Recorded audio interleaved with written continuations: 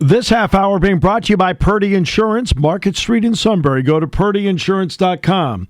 Auto, home, life, business, boat, motorcycle, RV. Yes, and we're hitting that time, by the way, of Medicare. The open enrollment period starts, I believe it's this week. I think it's on Wednesday. They do a great job of making sure, A, you're fully insured, the key part of it, but B, making sure they save you money because customer service means everything to them. The great people at Purdy Insurance. Market Street in Sunbury. Go to purdyinsurance.com. Very pleased to be joined by the outstanding Rich Scarcella, Reading Eagle, and also syndicated in other publications as well. Sir, welcome back. Great to have you with us. Thanks for having me, and always good to be with you. So, Rich, how would you describe how the last 48 hours has played out and what's stuck out to you about the last 48 hours, even subtly? Yeah, it's I've been asked by friends, acquaintances, are you shocked? Were you shocked? Yes and no. From 30,000 feet, yes. James Franklin is coming off the most successful 3-year stretch in Penn State history. In terms of wins, he has a winning percentage of over 700. Okay, they lost a couple games. They lost 3 games in a row. Few games, I should say. It's kind of shocking. When you sit and as you both of us have, and watch every game this year, especially the last 2, I'm not shocked. Just because of how poorly they played, especially the last 2 weeks. I'm still a little surprised that it happened so quickly, but I feel just like Pat Kraft said a little while ago, once you make the decision, that's it. You're not, and I'm glad they didn't let him twist in the wind for another week just for the sake of getting to the bye. It's James Franklin twist in the wind just for the sake of getting to the bye week. But it is a stunning turn of events from leading Oregon in the first overtime 3 weeks ago. Yeah. No question. It sounds based on what Pat said this. Pat actually went to the Lash building and met with James in the office yesterday. And then, as Terry then mentioned, James did address the team about it. And look, every single person in that building, he either recruited or he hired.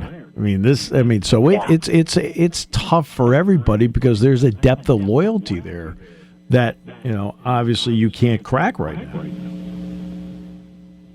Yeah, Stephen, I don't know. You've probably talked to a lot of people since early yesterday afternoon. I have. And most of the people that I've spoken to who are Penn State fans or followers feel sad. And that's how I feel. I feel very sad. I feel for James Franklin and his family. I know about the buyout. I don't want to hear that. I feel sad for the reaction of the fans Saturday night after the game, and I get it. I understand it. I also feel sad, and people are not in... I know Mark Brennan asked this at the press conference. Very sad for Drew Aller. Yes. Very sad that his college career ended and that it ended like it did. And I don't take great pleasure in saying this, but as I wrote in my column yesterday, it's in the print editions today, that every coach has a shelf life. Yeah. And James Franklin's shelf life at Penn State reached its expiration date. And part of it is, look, and they had set this up. And I had talked about this at speaking engagements and when I was a guest on talk shows. They asked about the expectations. And I said, look, I'd rather be around a program that has great expectations instead of going out there with hope. But the expectations were great for this team. And you want that, but then you have to make the expectations come true, and that wasn't happening in this case. Right, and the things that Pat said it wasn't 3 games that these last 3 games, all losses, that prompted his decision. He looked data, analytics. He looked at what he felt was the trend of the program, and that all those factors were behind his decision. And yes, this is a program, this is a fan base that expects the best, expects to be winning national championships, even though it hasn't won one since 1986. But it does expect to do that. And I just think the expectations and the standards are what they are, and we'll see. I'm this is my opinion, but I don't know if you're going to find somebody better than James Franklin. I don't know. I understand why the decision was made. Yeah.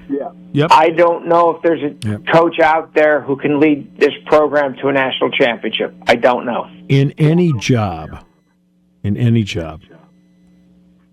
the question is always going to be, did you leave the job in a better spot, in a better position than when you started? This is one of those where it's an unequivocal yes. Oh my gosh, yeah. I mean, I know James has his critics, detractors, whatever. Mm-hmm. But if you can't admit that this program today is better than it was in January of 2014, you're either lying to yourself or lying to everybody else, because it is in such better shape than it was 11 and a half years ago. It's not even close. Yeah, not even close. How did Terry Smith strike you today? I think he kept his emotions in check, but you know him, I know him. Yep. This opportunity means a lot to him. I'm sure he didn't want it to happen this way as the interim coach, but he is a Penn Stater through and through, comes from a Penn State family. As he said, his dad was at the press conference today, 68 grad. I think Terry said a lot of interesting things that I happen to agree with. Yeah. Mentioned the fact about toughness and grittiness. Yep. We have to be that going forward, and maybe somewhere this season Penn State lost that. And the other thing he said, he pointed out, what we're going to work on this week are the defensive line and offensive line, and that's where I believe Penn State has fallen short in these first 6 games. Yeah, that's the part I know Jack and I have focused on, because I think Jim's defense works better when 4 guys get pressure. The offense, of course, works better when the offensive line is opening. I mean, Nick Singleton has not been able to get going this year because you have to have openings to get going. I find it interesting. There's been a lot on him. Like, how about a crease? Steve, I might be biased, and I'll admit I might be biased. I have not seen the holes there consistently for Nick. Yeah. I will say this. He is doing, I will guarantee it, knowing him, knowing his family, what he's doing exactly what he's told to do. That's right. That's the kind of kid he is. He's not like in terms of this, and I'm not comparing it to Saquon Barkley, but we know how Saquon would try to, like, he saw a hole closed, he would try to run around and try to make a play. Mm-hmm. And early in his career, at least early in the 2016 season, he was losing yardage. Yes, he was. And Nick isn't like that. There was a play, going into the north end zone where the call was to the middle of the line, and if he had bounced it outside, he would have scored a touchdown. I get that. But to see, I was dumbfounded last week after the way the defense played against UCLA, that some people focused on the backfield rotation as a problem. Katron, who's a terrific back, and they're great friends, as you know. And this is nothing against Katron, who I think is a terrific player. Yes, he is. But But you saw he got 16 carries, and they still didn't win the game. Yeah. That hasn't been. That's not the reason why they're losing games. Yeah. The other part too is, and this part I've found to be like, wow. You know what the common denominator is in the 3 games? Now they've blocked punts, which has been phenomenal. They don't have a turnover in the last 3 games. They don't have a takeaway. Yeah. Yep. I mean, wow. I mean, yeah. I didn't expect that this defense. This is going into the season. Going into the season. If you were to tell me in this 3-game stretch, UCLA, Northwestern, and Iowa, I didn't think this defense would give up 42 points in 3 games, let alone 42 in the Rose Bowl. Yeah. I mean, again, they have problems on both sides of the ball. They do. But I agree with you. I was expecting more splash plays by the defense. Yeah. I was expecting more, sacks, tackles for loss, forced fumbles, fumble recoveries, interceptions, pass breakups. And the last 3 games, we haven't seen that. Yeah. We haven't. And I mean, okay, they recovered a fumble on a punt, but you're right, the defense hasn't forced the turnover.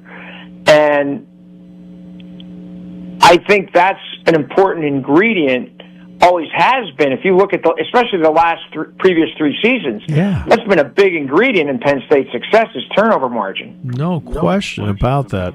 And for all of you who are saying, well, gee, tonight Dennis Sutton picked off 1 in the Oregon game. That was a 2-point conversion, and statistically does not count as a takeaway, just so everybody knows how the scoring goes on something like that.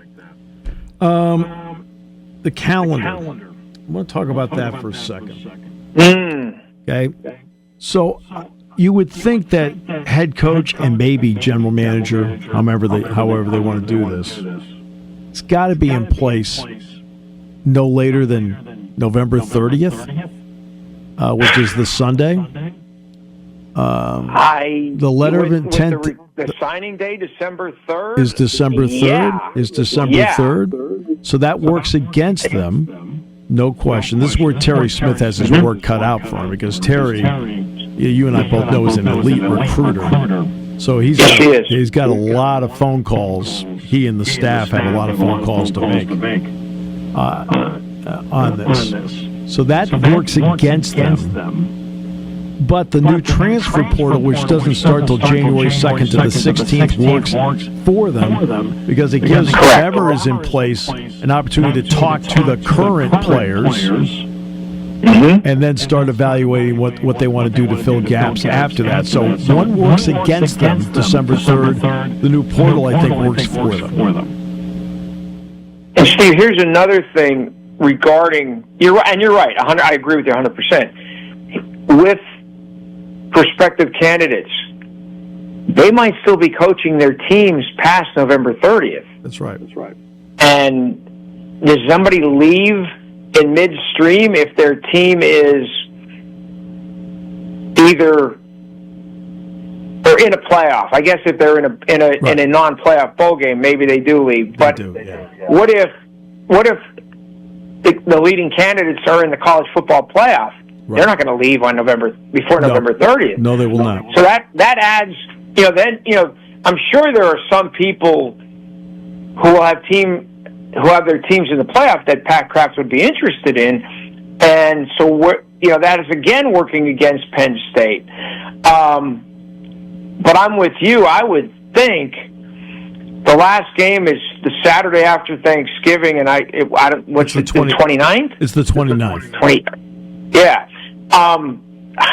I would think the next day a decision has to be made on who or within 48 hours the decision has to be made. Yeah, that's why I brought up the November 30th date. Yep. Yep. So, okay. When you look at and by the way, it's not out of the realm of possibility a new coach comes in and they look at, I'll give you a good example. Somebody asked about Terry Smith being the interim head coach. Right? When Urban Meyer took over as the head coach at Ohio State, Luke Fickell was the interim. and he named the defensive coordinator. Okay, so so there are coaches that will come in. They'll keep people if that person fits with what they want to do. Now we're going to get to the Ethan Grunkemeyer experience. You talk about a young man who's, like any player, has been pining to be a starter. Has sat behind Drew, has had some limited time, and now he's in this situation with an interim head coach, and the starter's out for the year, and it's his baby now. How interested are you to see how he plays, and that running game we just talked about, how important is that going to be to help him out as much as possible? Right. I mean, I'm very interested to see how he plays, and I'm sure the Penn State staff is, Penn State fans are. I mean, I'll just say this hypothetically. What if the staff or the next coach, whoever that might be, whether it's Terry Smith or from the inside or somebody else or whoever, doesn't like what they see the next 6 games? Right. I would think, does that mean Jackson Smolek's going to get a chance? I don't know. I mean, I'm not privy to that. But then you wonder, do they go into the portal to go get a quarterback? Right. I don't know. Maybe. I mean, that's another. There are so many variables going forward. But to answer your question, I'm very eager to watch Ethan Grunkemeyer play. Yes. Yeah, me too.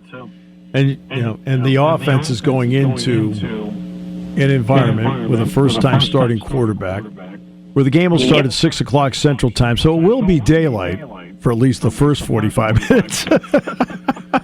Then around the second quarter, it's going to be the nighttime at Kinnick. Yeah. And a defense that, outside of the first half of Rutgers, which was an aberration, is playing typical Iowa defense. I mean, it lines up as one of those tough, hard-nosed games this week. It's going to be a very difficult chore for Penn State in the current status with the backup quarterback who hasn't played much to go into Kinnick and win that game. To me, it would be remarkable, and I mean that. I'm not over. This is an exaggeration. It would be remarkable if Penn State won this game. Yeah. We'll see if they can. I mean, that's why you and I are both going to go. Hey, Steve. Yeah. That's why some of us made the trip to Los Angeles. Yeah, exactly. You never know what's going to happen. It's sports. Yeah, you never know what's going to happen. Fan reaction.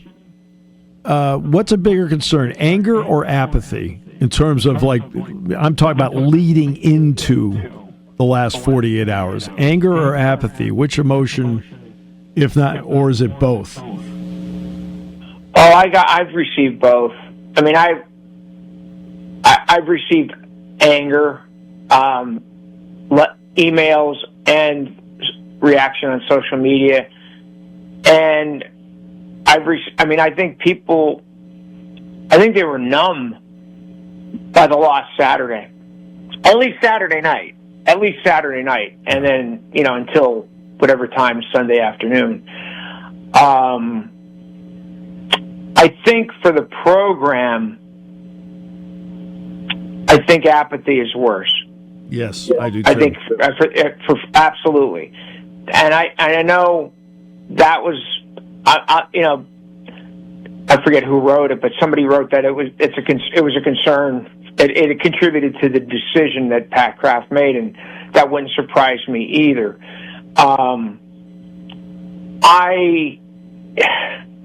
If you can handle people being angry because they care. Apathy, I've seen it. We've seen it through sports, different sports. That's the worst thing that can happen. Yeah, and I've said that for years. I said the worst thing you can have is an apathetic fan base. Right? And I've said that about any sport. Right? Oh, well. And the Penn State fans are not well people at all. All right. Thank you so much. As always, my friend. You're welcome. Look forward to seeing you out there, and great job as always. Appreciate you. Steve, my pleasure anytime. Thanks. And this half hour brought to you by Purdy Insurance here on News Radio 1070 WKOK.